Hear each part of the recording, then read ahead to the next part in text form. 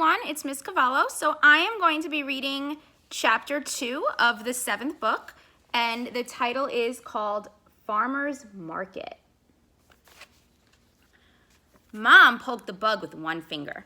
Bummer, you've officially got your first garden pest. Garden pest? I asked. That sure didn't sound good. We aren't the only ones who like kale, Mom chuckled.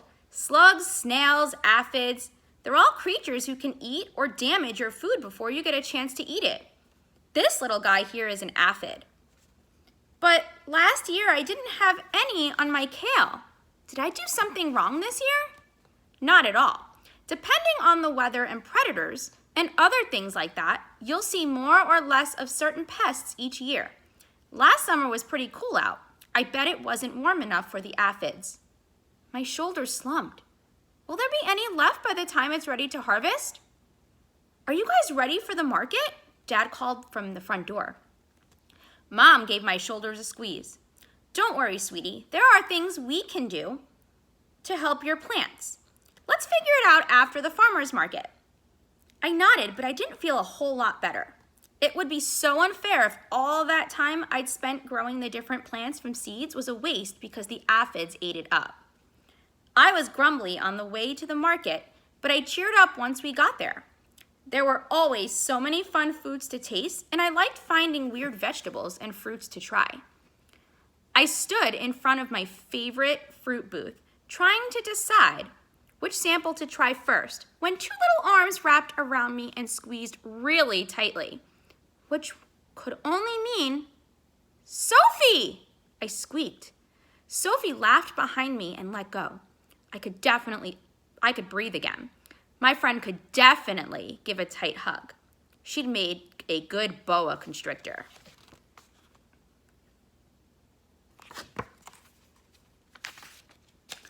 Oh my gosh, Zoe, you have to come see this. She grabbed my hand and dragged me to a new booth I hadn't seen before. Sophie pointed to a container with weird black and orange bugs crawling around inside. Guess what those are? Some kind of beetles, maybe? They're baby ladybugs. No way! I peered closer. Are you sure? Aren't they neat? A lady with a name tag that said Nina, who was working at the booth, smiled at us. They look like skinny, long beetles now. But after they shed a few times and grow, they'll pupate.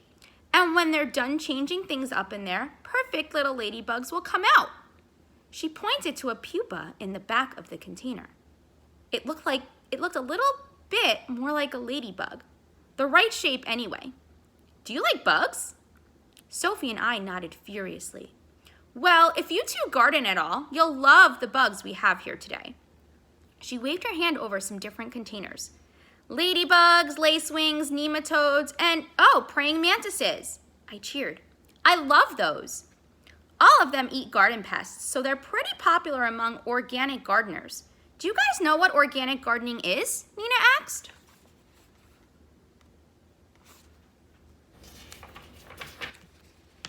It's when you grow your garden or food without using pesticide, Sophie said.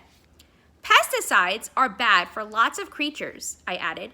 Plus, if you use a lot of them, like on a farm and it rains, they can get into local streams and really hurt the things that live there, like mere horses.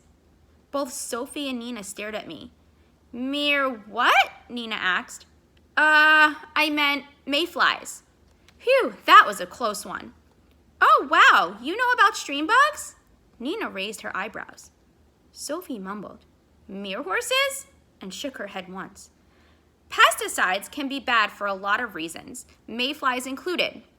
Nina continued, when you don't want to use pesticides, you have a few choices. She grabbed a jar and opened the lid and pulled out a huge green caterpillar.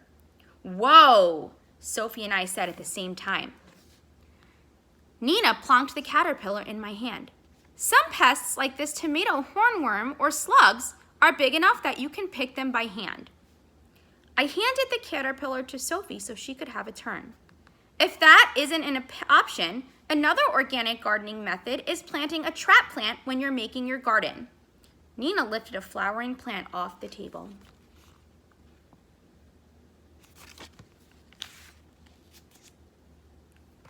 Nasturtiums, I grinned.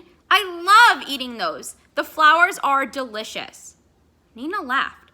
That's exactly how they work. If you plant them with your crop, often the pests will eat the nasturtiums instead. I looked over the containers of insects. So let's say you were growing kale and you already planted it and there were a ton of aphids on it. Maybe some of these guys could save the day? Exactly, Nina said. Ladybug larvae would be really helpful, and we're selling them today. Sophie and I looked at each other and said, "Be right back," at the same time. We ran to get our parents from one of the fresh berry booths. I couldn't resist sneaking one sample raspberry before grabbing my mom's hand and telling her the great news. "Mom, come see, I've got the solution for my garden pest problem right over here."